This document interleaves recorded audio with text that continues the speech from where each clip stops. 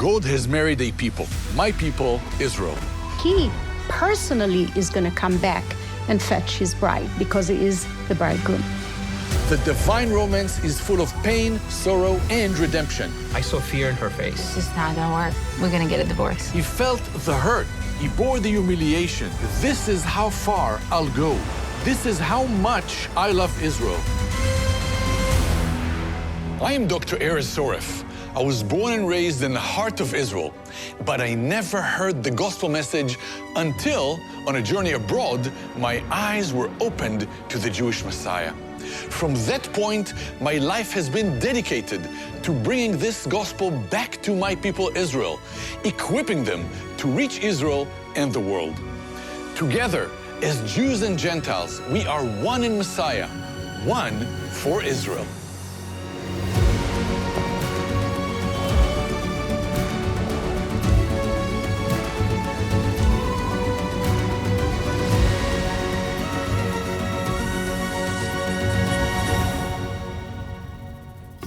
Weddings, where rejoicing is serious business. In Jewish weddings, food and drinks flow freely. Dancing goes on to all hours of the night. It's truly the pinnacle of joy in Jewish society. It was so fitting for Yeshua to perform his first miracle at a wedding as a sign to point to God's divine love for Israel. But in modern Jewish weddings, there's a remarkable tradition. Once the rabbi announces the man and wife, the groom stomps on a glass, a reminder that in the midst of the festivities, that married life holds both joy and sorrow.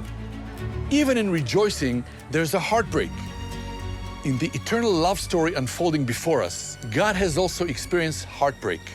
The divine romance is full of pain, sorrow, and redemption.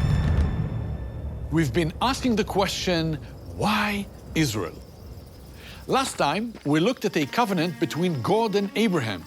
God chose him, blessed him, and they formed a friendship. God promised Abraham land, material wealth, and a great nation from his lineage. In return, God would enter into a special covenant relationship with this nation springing from Abraham. Those blessings could be seen as a dowry, a bride price paid to Abraham, and the nation that would come from him would be God's bride. God has married a people, my people, Israel. This covenant is a marriage rooted in God's infinite love and faithfulness.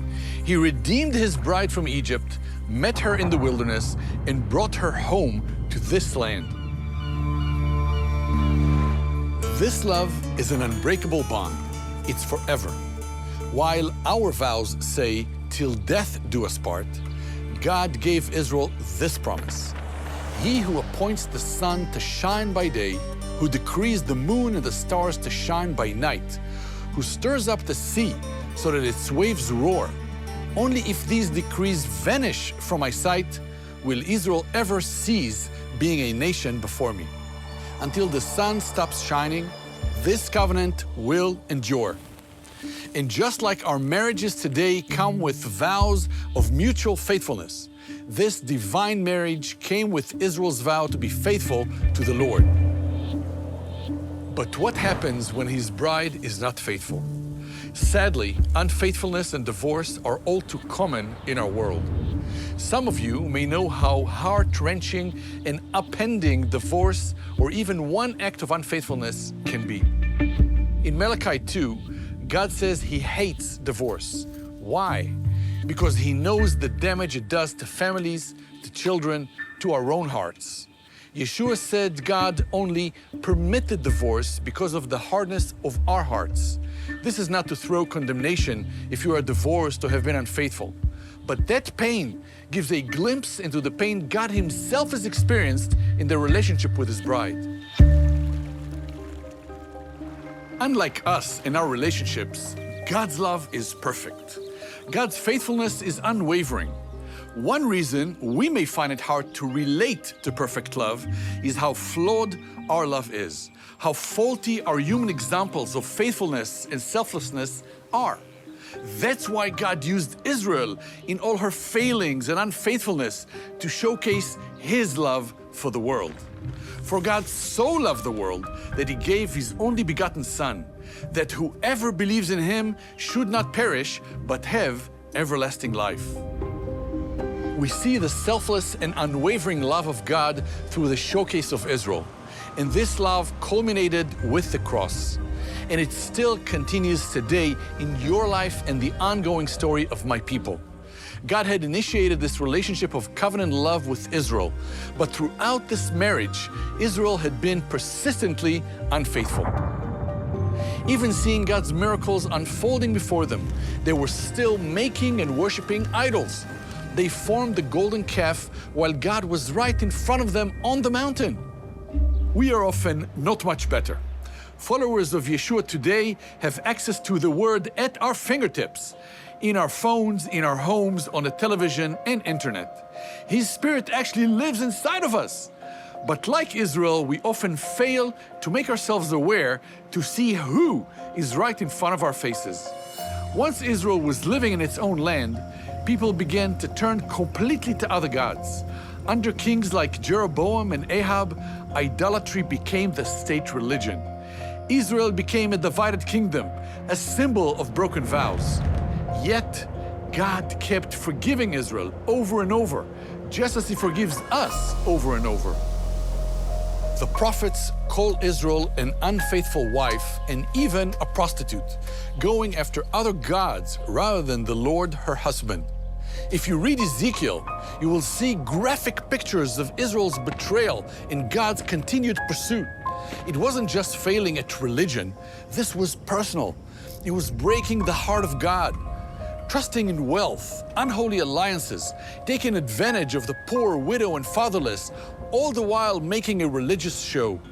Have you ever looked religious while your relationship with God suffered? The prophets constantly called out Israel cheating, lying, and sexual immorality. As unfaithful as they could be, God continued to be faithful. God was patient with Israel, sending prophets to call her to repentance, pleading for His bride to return. In the Torah, if a wife is unfaithful, the husband could divorce her and send her away. If adultery could be proven in court, she could be legally stoned to death. God had the right to divorce and wipe out Israel, but He didn't. When Pharisees brought Yeshua a woman caught in the act of adultery, they said, "Moses commanded us to stone such a woman. Now what do you say?" Yeshua echoed God's eternal love for Israel and spoke the words to her, "Neither do I condemn you. Go and live your life of sin." When Israel abandoned God, God did not abandon Israel. When you abandon God, God does not abandon you. Even when God sent Israel into exile, it was a way to draw them back to Himself. He went with them into exile, into their suffering. When you suffer the consequences of your sin, God is still right there with you, drawing you back to Him. That's the kind of God He is. The God that walks in your suffering to restore relationship, who walks into exile to bring reconciliation, that takes on the sins of the world, our stripes on His back.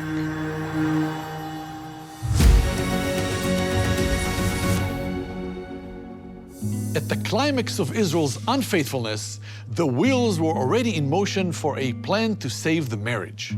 Prophet after prophet signaled God's heart and His plan for reconciliation. As Jeremiah said, "Return, faithless people, declares the Lord, for I am your husband. I will choose you."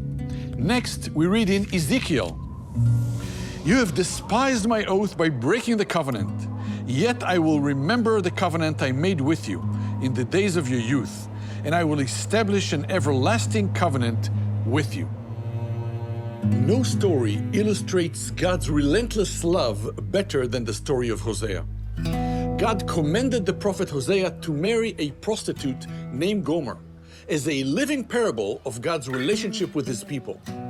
Gomer was unfaithful to Hosea and left him, selling herself as a sex slave to another man.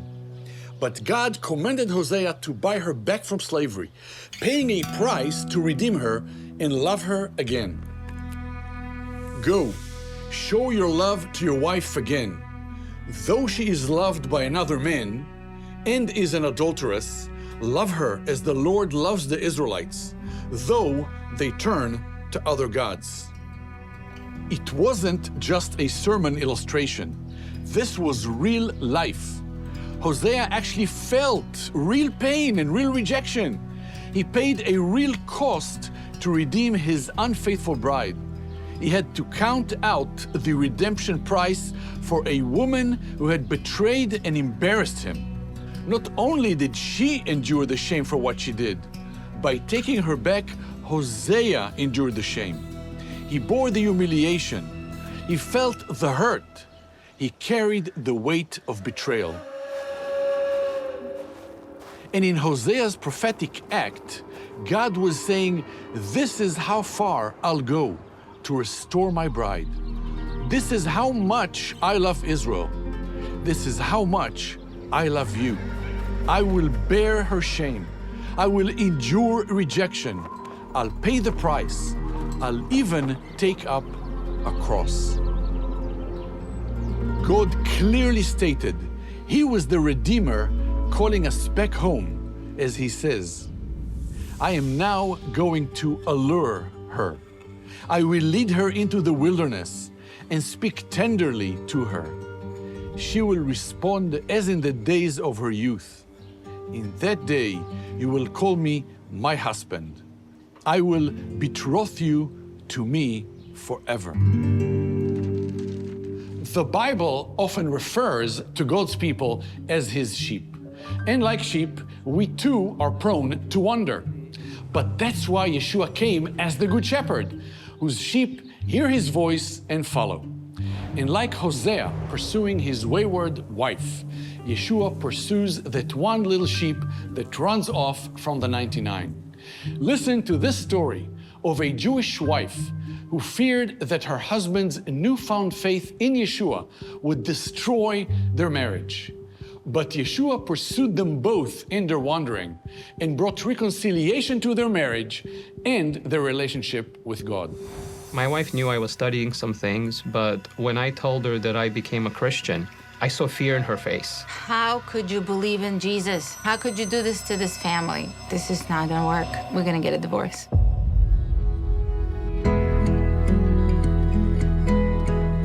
My wife and I, we had an interesting meeting. Our moms have been best friends since first grade, and my wife and I are only 18 days apart. Family actually knew each other back in Ukraine. My parents were going to visit her in Boston. That's where she moved to. And they asked me if I want to come along. I said, I don't know, I'm not sure. And then my mom showed me a picture, and I'm like, okay, I'm coming. Something clicked, and we fell in love, and we got married a year and a half later. In my early 20s, I became a father, and I realized that something was missing in my life. I didn't have instruction how to be a good father. I wanted to be better for my son. And the first thing that came to my mind is to start reading the Bible. And having gone to yeshiva, I had different versions of the Tanakh at home, and I started reading it. And then right when I started reading that, a neighbor of mine gave me a Bible. And I decided I'm going to start reading that one as well.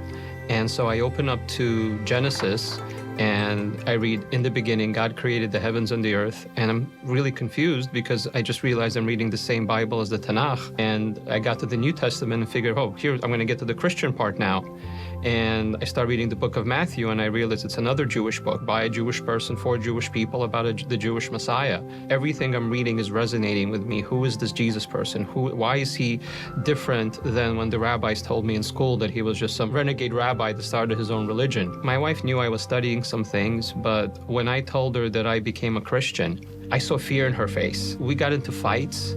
She basically equated Christianity with anti-Semitism. I remember feeling this such great confusion in my head and anger and all these emotions started to come over. There was a lot of yelling and screaming going on in our house. How can I become an anti-Semite? How could you believe in Jesus? How could you do this to this family? How can she be married to an anti-Semite? This is not gonna work. We're gonna get a divorce. If I wasn't a believer at the time, it probably would have been easy for me to leave. Because I was a believer, the thought of divorce just disappeared as an option. We wound up splitting up a couple of times, and it caused way more marriage problems than I could have imagined. That journey lasted probably for around 15 years. Our marriage was kind of under rocks, and we were kind of at a place where we're either going to make it work or we're not going to make it work. And in my mind, I'm like thinking, she's probably going to want to leave me, and if she does, she does. I am not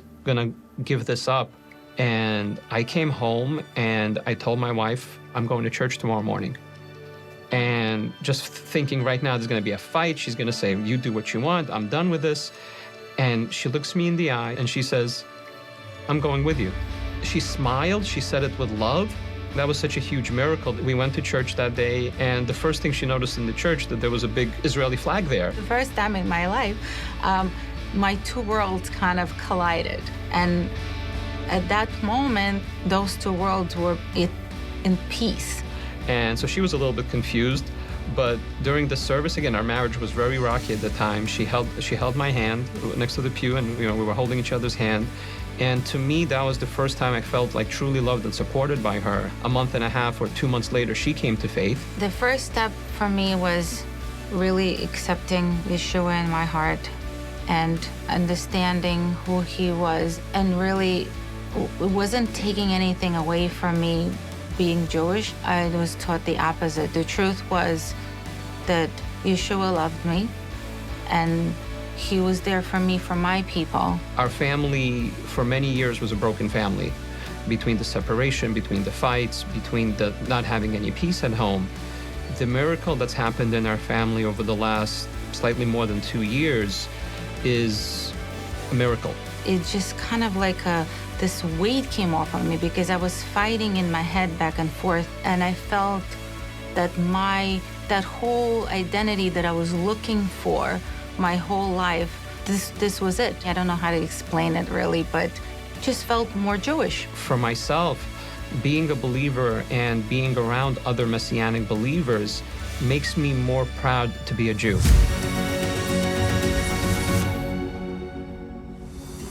God had the right to send Israel away. Instead, he sent the Son. It was after the wedding of Cana that John the Baptist declared that he heard the voice of the bridegroom and his heart was glad. He was talking about Yeshua, this Son who came to marry Israel, to become one with his people. In Messiah, God was reconciling, calling his people back to himself, renewing this marriage covenant. And though Israel largely did not believe that Son, like Hosea, God would still pay the full price to redeem his bride. On the night Yeshua was betrayed, he took a cup of wine and said, "This cup is the new covenant in my blood, which is poured out for you." This was the new covenant promised, cut by the shedding of his blood, the cup smashed at the wedding. The old covenant depended on Israel's obedience. This new covenant depends on Yeshua's perfect obedience. Today, I'm sitting down with my wife, Sisi, Director of Women's Ministry at One for Israel, to dive deeper into Yeshua's renewed covenant and how Yeshua himself became the bridegroom. Hi, Sisi. Thank you so much for joining me today. You've done a lot of research into the ancient Jewish wedding system and what we can learn from that about the reality of Yeshua and his bride, the church. What is the sacrifice of Yeshua? How does it relate to the different steps in an ancient Jewish wedding system? So it does speak about the second step of an ancient Jewish wedding system, where the father of the groom gives, or the groom himself gives the price for the bride. And when Jesus had his Last Supper with his disciples, he took the cup of the wine, and he said, "This is the cup of the new covenant by the blood that is shed for you." So it is strongly related as Jesus is described as the bridegroom in the New Testament. And there is a purpose that John says when the groom comes, the friend of the groom has to decrease. The fact that Jesus paid a high price by his blood is very significant, and maybe even an example for a wedding that we have here on earth, because I believe that a wedding here on earth is actually pointing to an ultimate wedding that will one day be when the church is united to Yeshua HaMashiach. So he paid the ultimate price for the bride, and then he said, "I'm going to prepare a place for you." Right. He's going back to his father's house. How does that play out? Right. So after the groom pays the bride price, and then there is an engagement ceremony between the groom and the bride, then it used to be that the groom would tell his bride, "I am going to prepare a place, and I will come and fetch you when it is ready." And that is why Jesus purposefully chooses those words when he says, "In my Father's house are many mansions. I am going to prepare a place for you, and I will come back." Jesus means that he personally is going to come back and fetch his bride. Because he is the bridegroom. Because he is the bridegroom, yes. Okay. As it used to be, as I recall from an ancient Jewish wedding system, the bridegroom actually goes back and he physically builds a home for him and his wife. And when the home is ready, then he's coming back. Now, the bride didn't really know when he's coming back. So she didn't know exactly when he would come back. When Jesus left, he said he would prepare a place, he would come back. The father of the groom would say when everything was complete, he would give the order for the groom to go fetch the bride. And he didn't know the time or the hour when he would come, only the Father in heaven. Why did he say that? He's actually showing us, and he's deliberately choosing again those words because he wants us to look at an ancient Jewish system, because he is actually completing the 6 steps of an ancient Jewish wedding system. So when he comes back, actually, there are several things that happen. Enters the atmosphere, and he comes to fetch his bride, usually an unknown time, but usually it used to happen in the night. This is maybe the picture. Right. And then he takes her up with him to his home in heaven.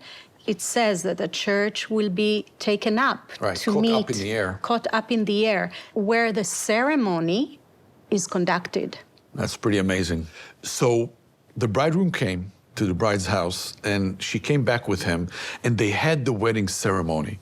What happens after the big celebration, the big feast? What happens then? The couple settle in their new home. And we read in Revelation 21 and 22, we read about the new home of the bride, which is the New Jerusalem. This will finally be after the 1,000-year reign of Yeshua on earth.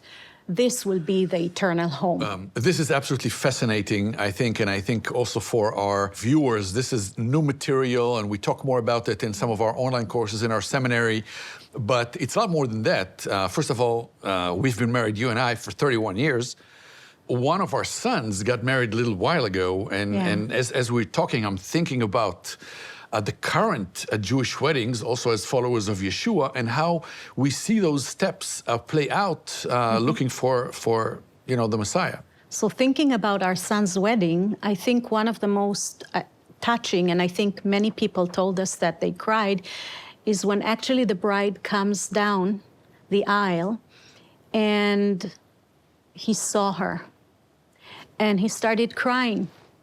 And I think this is how Yeshua views us when he finally will unite it to us, is his love. And I think that is an expression of the ultimate love, agape love of God towards his people, is by giving up his life for us. And I think that's why Paul says in Ephesians 5, he says, husbands, love your wives as Yeshua loved his church and gave himself up for her. I think that is the ultimate expression of love in this world and ever in the worlds to come, is him dying for his bride. God's love for you is not based on your performance. It's based on his covenant. God has remained faithful to Israel throughout the millennia. Its very existence today highlights his faithfulness. If he has remained faithful to Israel, you can be sure that he will be faithful to you even when you fail. If we are faithless, he remains faithful, for he cannot disown himself. This marriage cup is offered to you. Will you drink from the cup that Yeshua offers? Will you respond to his love? If you have wandered far from him today, will you return to his embrace again? When Yeshua performed his first miracle at a wedding in Cana, he wasn't just solving a wine shortage. He was announcing a new chapter in God's marriage covenant with his people.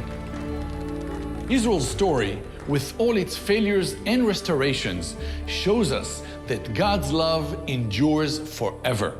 He doesn't give up on his bride.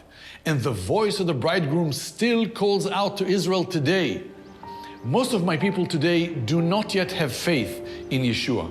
Yet, he is dedicated in his faithfulness towards them. Today in this land, we are seeing a great returning, an awakening of Jewish people to their proper place, repenting, turning back to God, putting their faith in the faithful Son. But this covenant doesn't only link God to a people, it also links him to a land. As Isaiah says, the Lord will take delight in you, and your land will be married. So why does God care so much about the land of Israel? Why is it still important to this day? And what does it mean for your life? Join me next time as we continue to ask the question, why Israel?